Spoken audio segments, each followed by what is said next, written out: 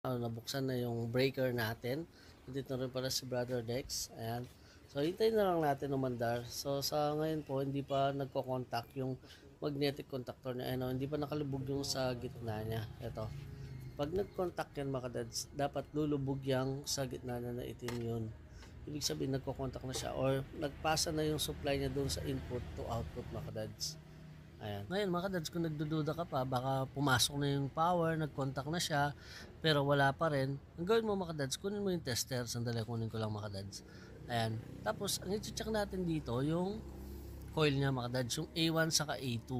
Kung may supply na siya ng 230 volts, kapag meron na siya, ibig sabihin, dapat may output na tayo. Doon i-check natin siya. Sa ngayon mga kadads, wala pa siya. 0.7 yung coil natin, yung A1 saka A2. Pag meron tayong input na 239, ibig sabihin wala pa siyang nilalabas na power dito sa output natin mga dads. Pag mga digital mga ganyan, kahit mapa split type o window type, maghihintay tayo ng 3 to 5 minutes bago umandar yung outdoor natin or magbigay ng signal yung indoor papuntang outdoor mga dads. Ikinat ko na yung video natin mga dads para hindi masyadong mahaba yung video natin mga dads.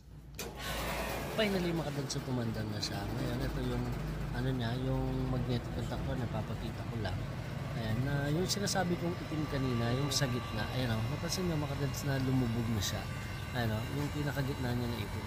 Ibig sabihin mga dads, yung power niya, nag-contact na yung input saka output. Kaya mayroon na tayo supply na nagpa-under sa fan motor natin saka sa compressor. Ngayon, pagkatapos yung gagawin natin, i-check na natin sa loob kung may lamig pa ba siya or wala na. Tara mga dads, pasok tayo. Let's go!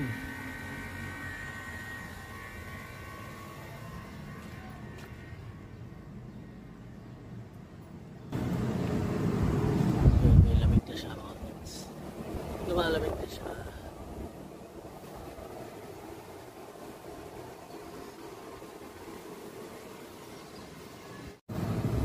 Ayun mga dads, at malamig na siya. Ayan o.